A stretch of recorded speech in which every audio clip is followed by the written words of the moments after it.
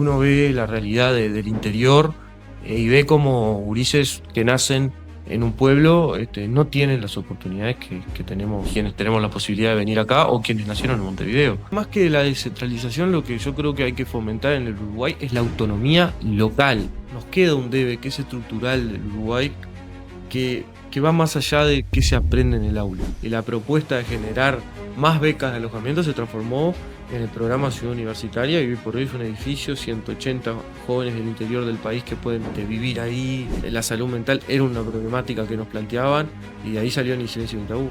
Era prioridad del presidente Lacalle Pou. En el año 2023, el presidente decidió que el último año del gobierno se iba a hacer foco en política de salud mental y adicciones, destinando... Uruguay está en una especie de comodidad intelectual en el que decide priorizar todo y a la vez no prioriza nada. El Uruguay tiene un problema que es el principal problema que tiene y que no lo discute.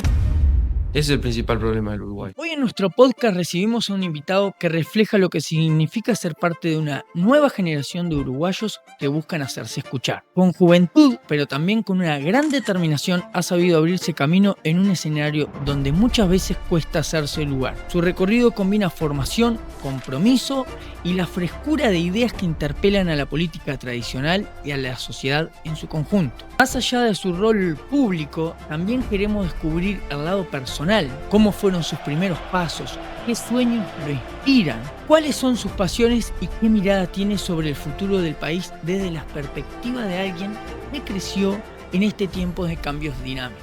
En el 2020 es nombrado subdirector del Instituto Nacional de la Juventud. En el 2021, con 22 años, es valorado por la Convención del Partido Nacional para integrar el órgano máximo de dicho partido, el directorio del Partido Nacional. En el 2023, con la partida del doctor Felipe Pulier al cargo de jefe de la Oficina de las Naciones Unidas para la Juventud, le toca asumir la máxima jefatura del Instituto Nacional de la Juventud, siendo parte de grandes proyectos como la campaña Ni Silencio ni Tabú y la Ciudad Universitaria para Estudiantes del Interior. Es del interior y con orgullo manifiesta ser riverense. Hoy queremos conocer no solo a la figura, sino también a la persona que hay detrás. Bienvenido a Aparicio Saravia Padre, a Espacio Abierto. Bueno, Ulises, mejor presentación no había. La verdad que Emma, estuviste espectacular. Y Maxi, un gusto verlos acá. Los conocía por separado, pero resulta que se conocían también ustedes. Y la verdad que es un gusto estar acá con ustedes. ¿Le cambiarías algo a la presentación? No, está espectacular. ¿Le Está gustó? ¿Está bien? espectacular. Bien. Blanco y de Nacional nomás. Eso viene más adelante. Sí, ya vamos a llegar ahí. Viste que cuando estuvimos charlando ayer, yo te dije, estoy seguro que es de Nacional, Pero Pero- no vamos a arriesgar. pero se lo vamos a preguntar. ¿Cómo te describirías en 3 palabras? O 3 palabras que creas que te describan a ti. Yo soy un militante. Eh, De muy gurí, descubrí que me interesaba hacer proyectos comunitarios, llevar adelante una vida socialmente activa, y encontré la actividad política, y bueno, y desde entonces siempre fui un militante de causas que considero justas. Creo que las personas tienen que mirar su tiempo de cada rutina, digamos, sus 24 horas, y decir, tal o cual hora hice algo por la comunidad. Me parece que eso es fundamental en cualquier persona, ¿no? Qué lindo. Y bueno, y siempre tuve esa filosofía de vida. Un poco para también aquella gente que te está escuchando y te está conociendo ahora, contame un poco quién es APA o cómo fueron sus primeros comienzos. Y bueno, como bien decía Emma, riverense. eh, yo, si bien me vinculo a la política y tengo mi camino político, nací en una familia politizada, muy politizada, de gente activa políticamente. Eh, y bueno, y en Rivera, yendo a la escuela, al liceo, una vida normal de gurí más del interior, yendo mucho a campaña. Nosotros somos productores rurales en Masoyer, y también jugando al fútbol. Siempre me gustó mucho jugar al fútbol. Ahí fui creciendo, y bueno, y con 18 años me tocó venir a Montevideo, como le toca a tantos jóvenes de nuestro país, en búsqueda de continuar estudiando. Y bueno, me vine acá a estudiar Derecho. Y, y bueno, y en paralelo a eso, mi vocación política. Yo con 15 años arranco a militar gremialmente, en un gremio estudiantil de mi liceo. eh, Tuvimos toda una época muy efervesciente de la actividad gremial en Uruguay, que fue en el 2015, en plena discusión del presupuesto del segundo mandato de Tabaré Vázquez. eh, Ahí hubo una gran pelea. El 6+1. Ahí va el famoso 6+1 y ahí estuvimos participando activamente. Y ahí es donde me vinculo políticamente, digamos. Y luego en 2017, que bueno, a partir de ahí empezamos a conocernos con Emma, ¿no? Tal Se cual. vinieron elecciones de jóvenes del Partido Nacional, que son una herramienta formidable para empezar a hacer política dentro del Partido Nacional. Saqué mi lista, fui candidato también acá en Montevideo porque fue justo el año que me vine a estudiar acá, y salí director de la Juventud del Partido Nacional y ahí no paré. La verdad que para la juventud que tenés, APA, has transcurrido varias cosas. Nosotros ahora haciendo tipo un poquito de cronología, pues sabes que varios temas de eso nosotros justamente los queremos tocar e ir profundizando también. Y te vamos a hacer dos en unas. ¿Qué significa portar el apellido Sarabia para vos? Y tengo entendido que tu apellido paterno, Pader, también tiene arraigo con nuestra tradición, con la tradición de tu partido. ¿Qué conlleva esto? Y bueno, como le decía, yo vengo de una familia muy politizada, por parte de madre y por parte de padre. Por parte de madre, soy nieto de Martín Pader, que fue el último intendente blanco de Rivera. Y bueno, mi abuelo, yo lo conocí, falleció en el 2013, así que lo pude conocer bastante. Era una figura política muy importante para el departamento de Rivera, el último gran referente, digamos, político de allá. Y bueno, también de ahí se imaginarán, este, recibí mucho de esa tradición política familiar. Y también por parte de padre, eh, Sarabia, bueno, es un apellido con mucha historia. Bueno, yo soy también descendiente de Aparicio. La verdad que es una responsabilidad enorme. Y bueno, y de ahí también mucha tradición política, ¿no? Tanto mi padre como mi abuelo, como mi bisabuelo, hasta, hasta Aparicio, Sí, son sí. una familia de mucha tradición política y blanca, ¿no? Siendo que el principal caudillo de tu partido no es, es Aparicio, pero vos pudiste mamar un poco más también de tu abuelo materno. ¿Qué cosas te pueden haber marcado de tu abuelo materno ahí que lo lograste ser congeneracional o ¿Sabes? compartir una parte? ¿Sabes que algo que siempre me marcó de mi abuelo es que él era una persona sin mucha formación? Más bien era un gaucho, mi Un abuelo. caudillo también. Martín era un personaje, la verdad que llama muchísimo la atención porque muy poco común en la política. Él no andaba de traje nunca, ni de champión, siempre anduvo de bota o alpargata y bombacha, siempre vestido de gaucho. Y siempre fue una persona con muy poca formación, pero a la vez una persona muy culta, que leía mucho, que estudiaba mucho, y que sabía representar muy bien este, a la sociedad riverense. Yo, una cosa que aprendí de él es eso, que la sabiduría no es solamente tu formación académica, ¿no? Y también para la política. eh, es necesaria todas las personas, ¿no? Yo una cosa que aprendí de mi abuelo es eso, tenía una seriedad imponente, pero además era una persona muy llana, muy vinculada a la gente. Y bueno, y también mi abuelo paterno no lo conocí mucho, pero también tuvo una actividad política. eh, ¿Ah? y la verdad que también, de ahí heredo las más ricas tradiciones. De un lado, Blanco Independiente. Emma conocerá mejor cómo es el linaje del Partido Nacional. Que los por el lado Sarabia, Blanco Independiente. Y por el lado de mi abuelo Martín, herrerismo puro, ¿no? Ah, mirá, Eh, o sea, tenés las y dos de ahí, vertientes. y de ahí mamé muchísimo. Que en definitiva lo que se cultiva en una casa como la mía es la pasión por lo público, por el servicio público. y la pasión por la actividad política dentro del Partido Nacional. ¿Qué significa el departamento de Rivera para vos en principio y desde ahí qué papel juega la descentralización en este país que sabemos que esto es a título personal, es un país hipercentralizador? Impresionante. A ver, no solo Rivera, el norte del país, ¿no? Implica lejanía, pero no con Montevideo, lejanía con las oportunidades. Tal cual. A cuán más lejano estás de la capital en Uruguay, estás más lejano de las oportunidades de crecimiento y de ascendencia social, porque las oportunidades están concentradas acá en la capital. Y eso implica, bueno, una historia de nuestro país que fue de 200 años de concentración de recursos públicos, de oportunidades, de concentración de inversiones en un punto del Uruguay que es su capital. Y bueno, y cuanto más lejano estás a ella, menos oportunidades y menos presencia del Estado hay. Tal cual. Eh, y bueno, eso es vivir en el interior y eso es vivir en el norte, ¿no? Mm.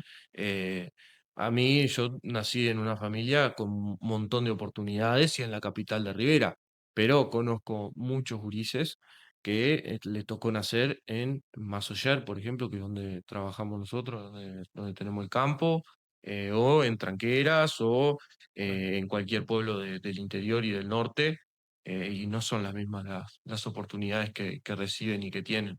Y ahí lo que vos decís de la descentralización es un concepto clave para el desarrollo del Uruguay, ¿no? Yo diría más que descentralización, porque a veces uno lo vincula a descentralización como sacar o sea, distribuir los recursos que ya están acá, sino que a mí me da una palabra que me interesa muchísimo más, que es la autonomía local.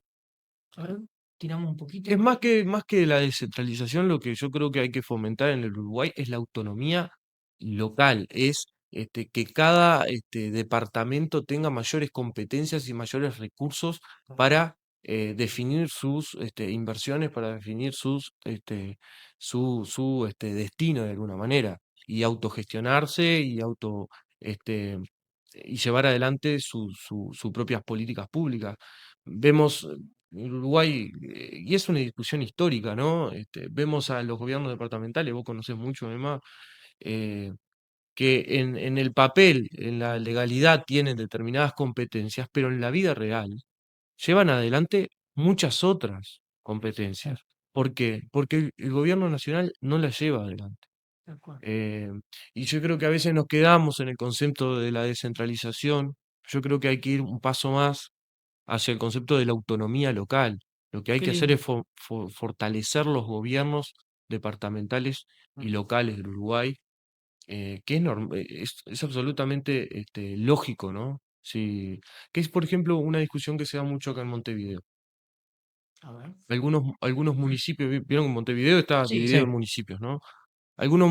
¿Cuál es el problema estructural de Montevideo? La gestión de la basura, ¿no? sí. Y los municipios dicen, bueno, dennos esas competencias a nosotros.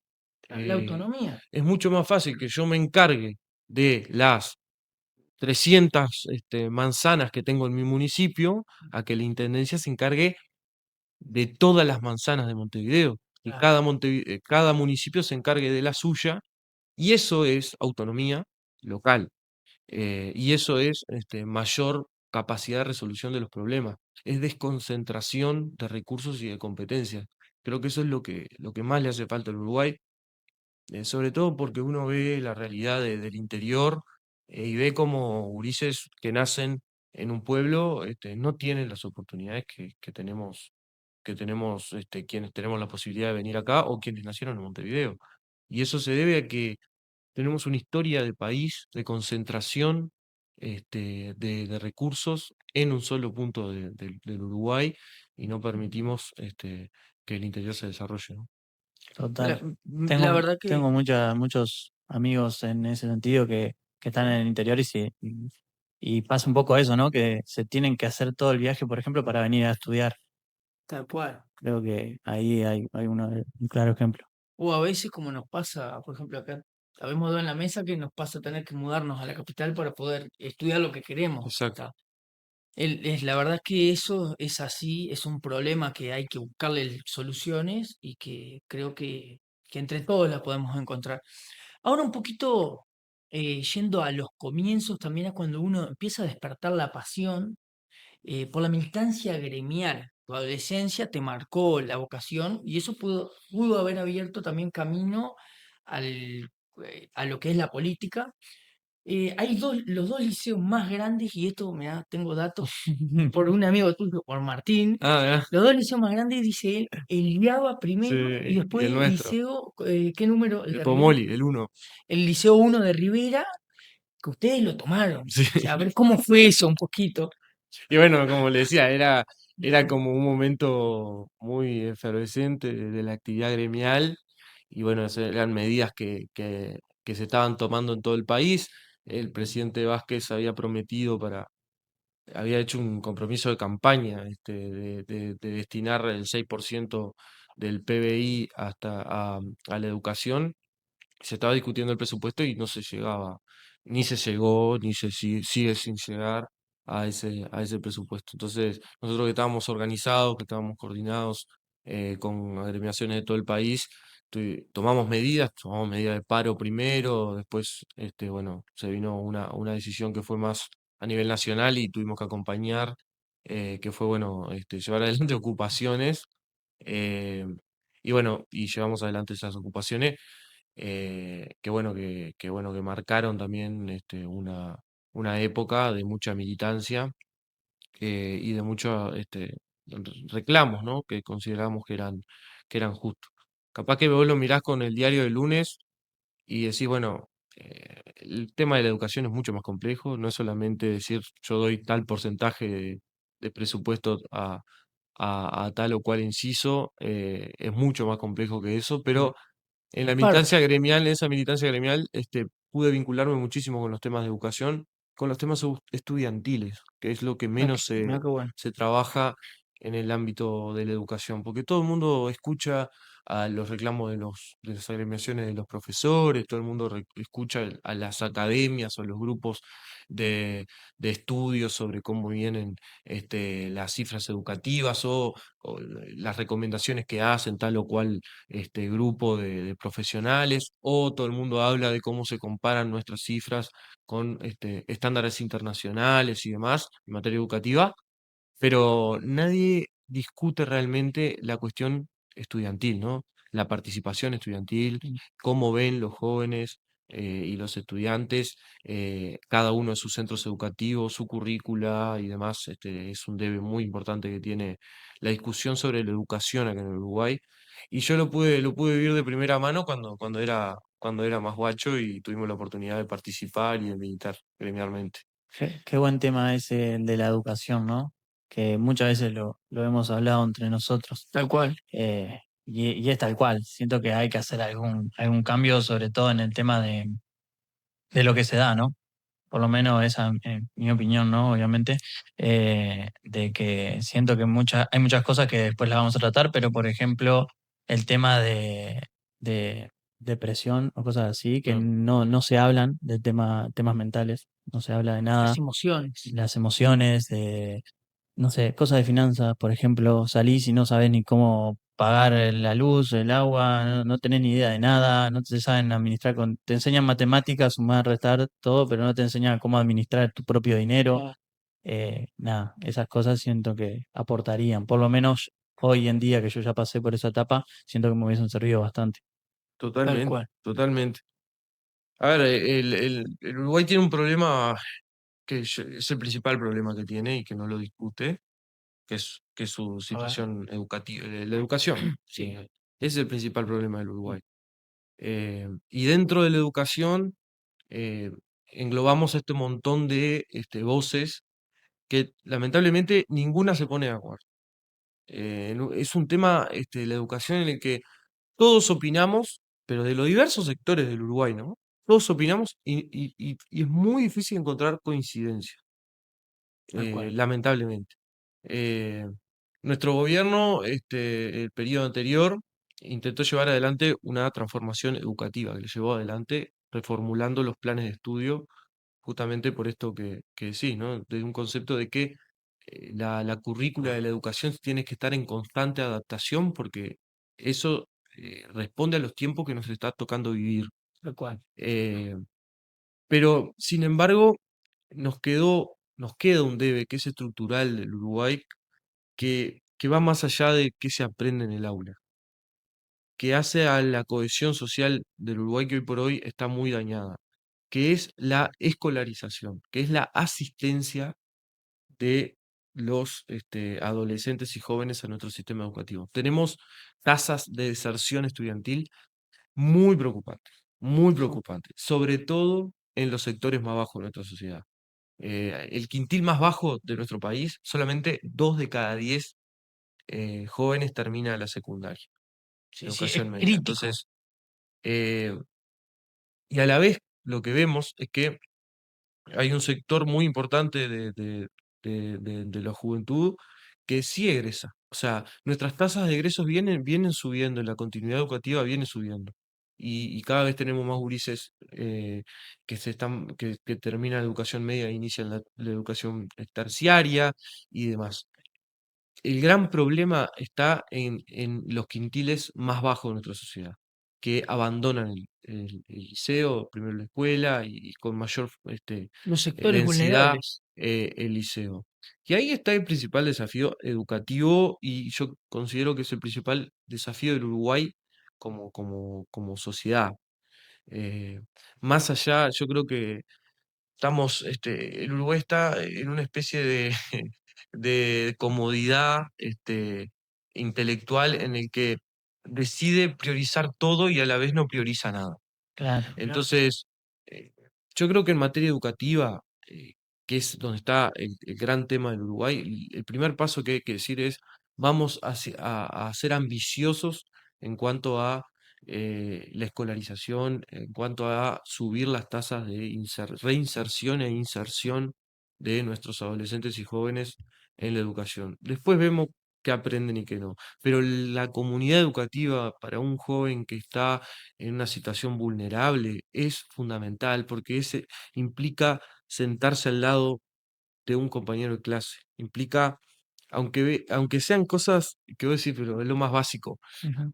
implica generar vínculo con ese compañero, implica generar vínculo con un docente, implica pertenecer a algo que le genera lazos y círculos sociales que los protege de, eh, eh, eh, por ejemplo, ingresar a la vida delictiva.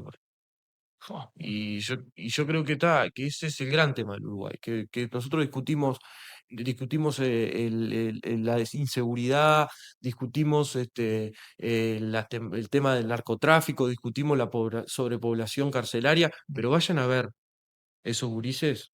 ¿Cuál fue el comienzo? ¿Por qué ¿Cuál fue el tal comienzo? Y cual. claramente el comienzo fue la desvinculación del sistema educativo. Mm, Eh, Como sociedad, hay un momento en que todos somos iguales, que es cuando nos Tal cual. ponemos la túnica, ¿o Mirá no? qué lindo, sí, mirá qué lindo. Sí, Es cuando todos nos ponemos la túnica, obviamente habrá gurises que van a colegios, y, bueno, pero se ponen su sí, sí, uniforme, pero ahí es donde estamos todos igualados. Y de ahí no podemos salir tardíamente o tempranamente. Es decir, ahí es donde tiene la oportunidad el Estado uruguayo de darnos las mismas herramientas a todos. Y es ahí donde nos pasa que la gurizada más pobre, la gurizada más humilde, se termina cayendo y quienes tienen un poco más de sostén socioeconómico terminan teniendo más continuidad educativa. Y sobre todo en un mundo tan cambiante, tan desafiante como este, en un mercado laboral que cada vez exige más conocimiento, en una sociedad sociedades en donde el conocimiento se multiplica, se triplica anualmente, entonces la educación es fundamental, es fundamental. Entonces, ahí es donde creo yo que está el gran tema del Uruguay y poco se habla de eso.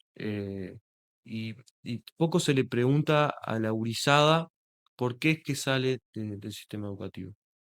Claramente porque los gurises evalúan un costo-beneficio y ven que el costo es más grande que el beneficio y terminan desertando. Pero ahí es donde se encuentra la gran fragilidad del Uruguay, en donde los más vulnerables no tienen acceso a la educación, y es ahí donde se genera un corte importante en nuestra sociedad, que es el fruto de los grandes problemas que estamos viendo hoy de inseguridad, de sobrepoblación carcelaria, Tal de, cual. de narcotráfico. Y bueno, y ahí es donde tiene que estar el foco del Uruguay.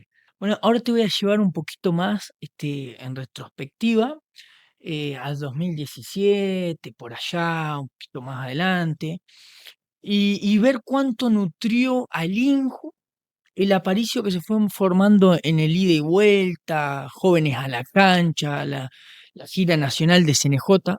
¿Cuánto nutrió a posterior tu paso por el INJU Muchísimo, esa experiencia? muchísimo, porque uno va haciendo actividad política y se va vinculando con los temas, ¿no? Y bueno, a mí siempre me interesó el tema de la educación, el tema juvenil, por condición de joven. Pero claro, una cosa es la actividad política hablando de los temas y opinando y criticando al gobierno de turno, y Claro, demás. Y otra cosa es cuando te toca estar. tal cual. Y a mí por suerte tuve la oportunidad de integrar el gobierno siendo muy joven. eh, Tenía 21 años cuando empezamos la etapa del INJU, pero previamente hicimos toda la campaña electoral.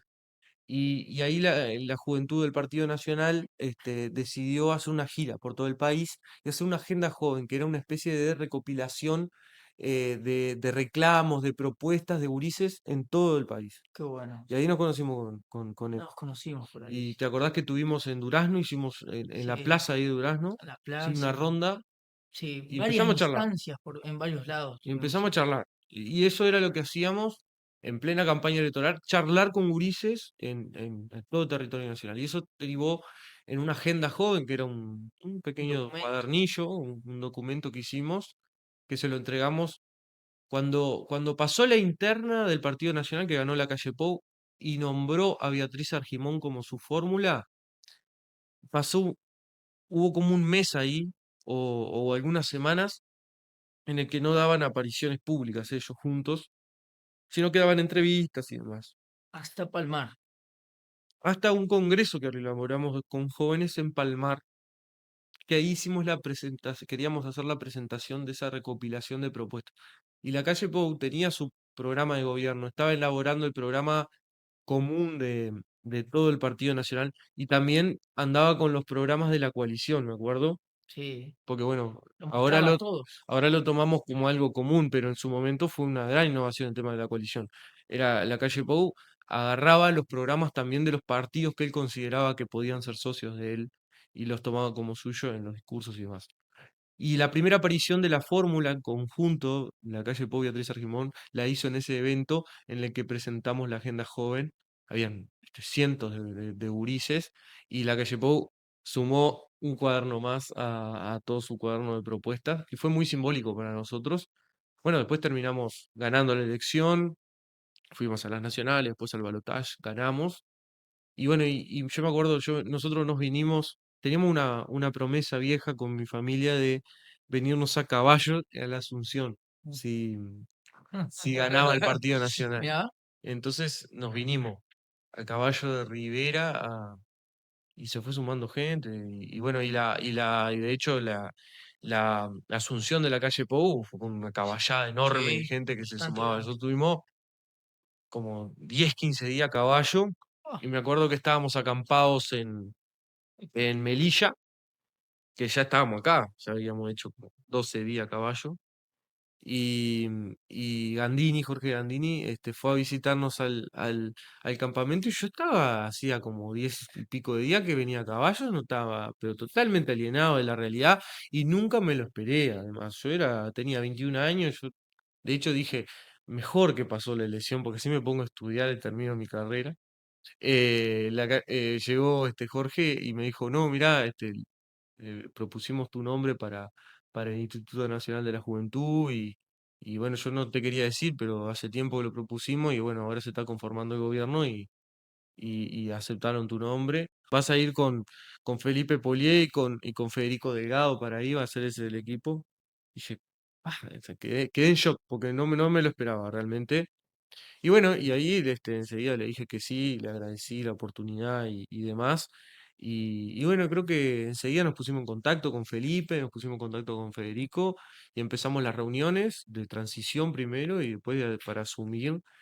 Y me acuerdo, yo, claro, Felipe era un poco, era del proceso de juventud anterior nuestro, o sea, era un poco más viejo que yo. Me acuerdo que yo le caí con el cuaderno y nos reunimos y empezamos a subrayar el cuaderno que habíamos elaborado de Ah, esa qué gira. lindo. Y, y bueno, y después fue lo que nos orientó, fue el primer contacto que tuvimos con preocupaciones reales de jóvenes, fue lo que nos orientó a la política. Después tuvimos la oportunidad de, en los últimos dos congresos de la juventud, en 2023 y 2024, presentar los avances. En 2023 íbamos 80% de avance de cumplimiento. Alto Y en el porcentaje. 2024 presentamos el 100% de las propuestas que estaban ahí, transformadas en políticas públicas.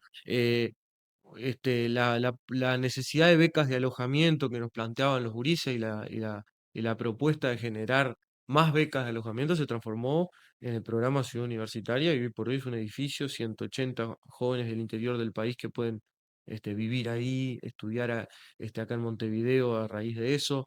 También la salud mental era una problemática que nos planteaban y de ahí salió Ni Silencio ni Tabú. Ahí recién nombraste la ciudad universitaria, justo, y era la próxima pregunta. Este, ¿Cómo impactó a los jóvenes y qué les aportas a la hora de llegar a la misma? Pues sabemos que está eso a veces de que cuando un joven, y a veces más todavía de contextos no tan pudientes, sale del liceo y ya sabe qué es lo que quiere estudiar, y a la hora de llegar a Montevideo empieza otro problema, cómo me alojo, qué, cómo voy a encontrarme, cómo me voy a adaptar. ¿Cómo fue la experiencia de la ciudad universitaria? La verdad que fue una gran idea de Felipe Bollier, Ah, mirá, mirá qué lindo. bueno, era entonces director. Nosotros veíamos que era un tema que nos planteaba, qué pasaba y qué pasa hoy por hoy en Uruguay. Eh, los gurises que quieren venirse a estudiar acá a Montevideo, porque quieren estudiar, por ejemplo, abogacía o la carrera que fuere, que hay en Montevideo y no lo hay en el interior ni en ningún departamento cercano Tal donde cual. viven, tienen que venirse. Y si no tienen los recursos económicos, no pueden venir. Entonces, históricamente esa política la llevaban adelante las intendencias con los famosos hogares municipales. Las intendencias compran casas o alquilan casas acá en Montevideo y traen determinada cantidad de gurises. Eh, y nunca el gobierno nacional había hecho una política proactiva en ese sentido, de decir, bueno, nosotros nos Claro, vamos a sumar a las becas. Y Felipe tuvo esa idea y además tuvo la idea que es muy brillante. innovadora de juntar a todos los actores en este tema, que nunca se habían juntado. Ciudad Universitaria implicó colocar a la Universidad de la República, al Fondo de Solidaridad, a Bienestar Estudiantil, a los gobiernos departamentales a través del Congreso Nacional de Intendentes, al Gobierno Nacional, en una misma mesa, a decir, bueno, hagamos una especie de sistema de becas para estudiantes de educación terciaria y superior.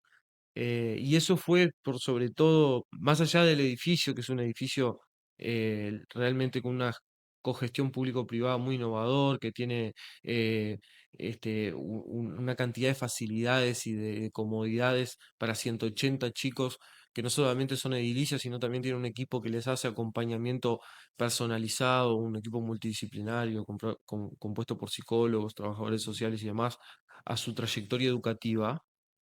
Más allá de eso, que es una política realmente muy innovadora, colocó a todos los actores en una misma mesa y creo que marca un precedente importante para algo que tiene que empezar a surgir en el Uruguay, que es un sistema de becas para la enseñanza terciaria y superior, ¿no? Que era, bueno, era una de las propuestas que teníamos en campaña, que lamentablemente perdimos la elección, pero digo, está ese antecedente que creo que tiene que guiarnos hacia ahí y a pensar en qué tan accesible es la educación terciaria y superior para los jóvenes de nuestro país, ¿no? Que Exacto, es una discusión que nos debemos tal porque cual. está ahí la posibilidad de crecimiento que tienen las personas. Después también en el INJU por allí surgió Ni Silencio ni Tabú, una campaña muy importante y además se consolidó con los centros de igual denominación. Y sería un poco una pregunta compuesta y antes te voy a dar algunos datos. Si te digo Ni Silencio ni Tabú, ¿qué se te viene a la mente? Y después, un poquito de estadística, la problemática del suicidio en su tasa se ubicó en el 2024 en 21,35 personas por cada 100.000 habitantes, un disparate total, lo que representa una leve disminución respecto al pico registrado en 2022 con 23,2 personas cada 100.000 habitantes. Sin embargo, la tendencia general desde el año 2000 continúa en ascenso. Bueno, un poco de qué se te viene a la mente y a qué apuntaba Ni A Silencio ni ver, Tabú, el tema de la salud mental, más allá del suicidio como fenómeno, tal cual. el tema de la salud mental salía en cada charla que teníamos con gurises.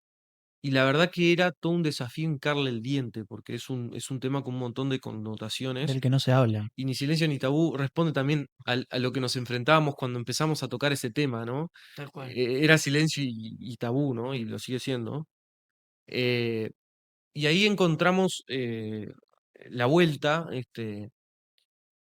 estudiando mucho el tema, con UNICEF como asociado. UNICEF tenía mucho conocimiento sobre la temática, estudiando mucho la encuesta nacional de adolescencia y juventud, que es una encuesta que cada 5 años lanza el INJU. Nos dábamos cuenta que era un tema al que había que hincarle el diente sí o sí. Y era prioridad del presidente de la calle Pou desde los primeros años, e incluso en discurso de campaña, era un tema que a Luis le interesaba.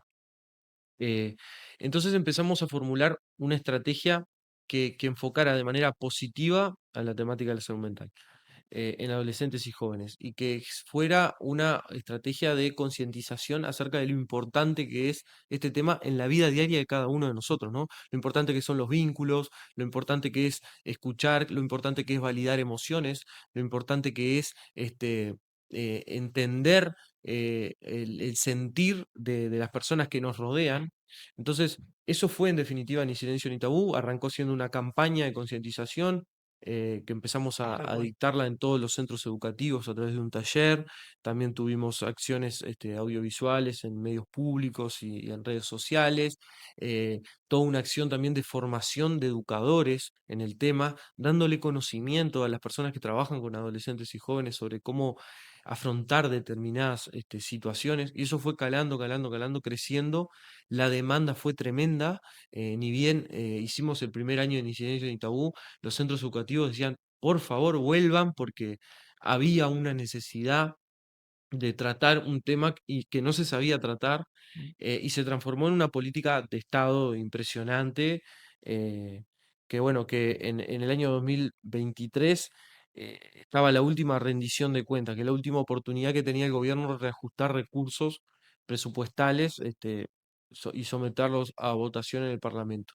Y el presidente decidió que el último año del gobierno se iba a hacer foco en política de salud mental y de adicciones, destinando 20 millones de dólares al tema, que fue una inversión histórica, que responde mucho también a un gobierno que le tocó transitar la pandemia, ¿no? Sí, Sí, tal cual. Y la pandemia de alguna manera era también un nos abrió momento los ojos. donde lo mental estaba bastante. Exacto. Más allá de lo de la salud mental, sino también de lo importante que son los vínculos interpersonales en la Tal cual. salud eh, de cada uno de nosotros.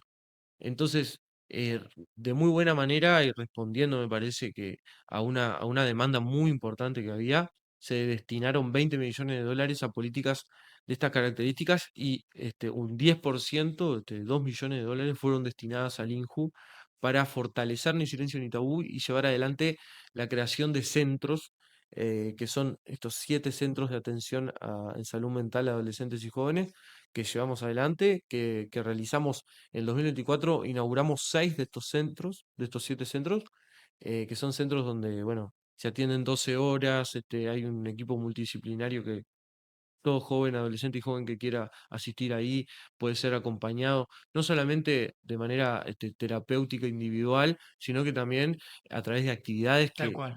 la cantidad de actividades que generan cada uno de esos centros en toda la comunidad que lo rodea. Y el séptimo centro lo inauguraron hace un par de semanas, el, Estuvimos hablando con el él. actual gobierno, nosotros habíamos dejado la obra ya iniciada, pero no nos dio el tiempo de Compartieron inaugurar con la y actual nos invitó, directora, ¿no? la actual directora Y el del presidente Instituto de Nacional de la Gemecor, sí, Juventud, también. sí, nos invitó y el ministro también, Sibila. Y bueno, y estuvimos ahí, que fue justo también en Casaballe, en el Centro de Políticas Sociales de Casaballe, que también es una obra del gobierno anterior, del gobierno nuestro. Y bueno, y ahí en los discursos, la verdad, el actual gobierno reconoció la política como una política que también iba a ser de ellos. eh, y bueno, eso también a uno le da mucha alegría porque trascendió lo Sí. político partidario quizás, o las políticas de un gobierno, ni silencio ni tabú, sino que también fue adoptado por el actual gobierno, cosa que es muy importante, ¿no? Te hago una consulta, porque creo que es un tema que está bueno visualizar e informar. Aquella persona que quiera asistir a estos centros, ¿cómo si va y habla, la atiende un psicólogo? Directamente o busca en Salud Mental Adolescente, se llama el portal web, y ahí encuentra tanto números de apoyo, de atención emocional inmediata, como también números de WhatsApp, como también toda la información sobre estos centros, y el programa en sí, que siempre da mucha respuesta a demanda de esa característica. Genial. Bueno, viendo toda tu trayectoria, porque la verdad que hemos hablado de todo un poco, dentro de toda esta etapa, ¿cuál sentís que fue tu mayor logro en todo tu camino? ¿Hay alguno que destaques así? Mirá, a ver, yo creo que de todo este camino, eh, a ver, que es muy corto, tampoco es la gran cosa, ¿no? Uno le va tocando estar en determinadas situaciones, eh, y, y bueno, y va asumiendo determinadas responsabilidades, y la política se trata de eso también, ¿no? Eh, yo creo que mi mayor logro en mi actividad militante política es haber encontrado a compañeros de generación, que están que están para la misma que yo. Es decir, nosotros tenemos una agrupación política que se llama Vientos Nuevos, que está conformada por personas de nuestra misma edad, de nuestra misma generación, que tienen una misma visión de los tiempos actuales y de las necesidades de nuestro país, Tal cual. y tomamos una acción, o sea, una posición proactiva en ese sentido, y estamos todos dispuestos a seguir dedicándole nuestra vida al servicio. Y eso, para mí, es lo más importante que tengo hoy, yo por hoy, en la actividad política, digamos. Un grupo de gurises que están para la misma, Tal cual. eh, que es un grupo humano en definitiva, que tenemos una mirada a largo plazo, de incidencia real en la actividad política, y creo que eso es lo más valioso. Mira qué lindo. Y ahora un poquito como para ir cerrando ya, te vamos a invitar a un juego que es un ping pong de preguntas y respuestas rápidas. Buenazo. ¿Mate dulce o amargo? Amargo, amargo, amargo. ¿Nacional o Peñarol? Nacional. ¿Película o serie? Película, porque no me dan las series, o me distraigo mucho y le pierdo el hilo, no le doy continuidad. ¿Referente político? Luis Lacalle Pou. ¿Un libro que recomiendes? Hay un libro que me gusta mucho, que es un libro de Diego Achar sobre Wilson, Mira que qué tiene lindo. una mirada muy interesante de un liderazgo político muy interesante. Es mi libro favorito. Si tu vida fuera un libro, ¿qué título tendría? Militante, yo qué sé, ese sería. Yo soy un militante social y político, soy eso nomás. La vida del militante sería. Ahí Ahí va, va. El rasgo más importante de un líder. el ejemplo. Con el ejemplo se ejerce el liderazgo. ¿Un hobby? Por el fútbol, Si pudieras elegir sentarte a cenar con un personaje histórico, ¿con quién sería? con Aparicio Sarabia. Ah, mira qué Genial. lindo, sí, con el fundador del idealista del partido. Genial. Y ahora, porque estamos medio cortos de tiempo, te va a mostrar una imagen, ¿no? Eh, a ver qué. ¿A qué te recuerda? A ver, a ver. ¿Qué te trae a la mente? ¡Fa! ¡Qué pinta! ¿Ah? Che, ahí, mirá, fue mi primera entrevista a un medio así nacional en las elecciones de jóvenes de 2017. Eso es en el hall de mi edificio, que sigo viviendo ahí. Y el periodista es el Tato, un tipazo. Tenía un susto bárbaro, no sé ni qué dije, un desastre. ¿Qué le dirías al Aparicio de esa imagen? Que siga, que siga, que Que siga, siga, que le meta. que es por ahí nomás. Primero agradecerte sobre todo por el espacio. Creo que se generó una muy linda charla.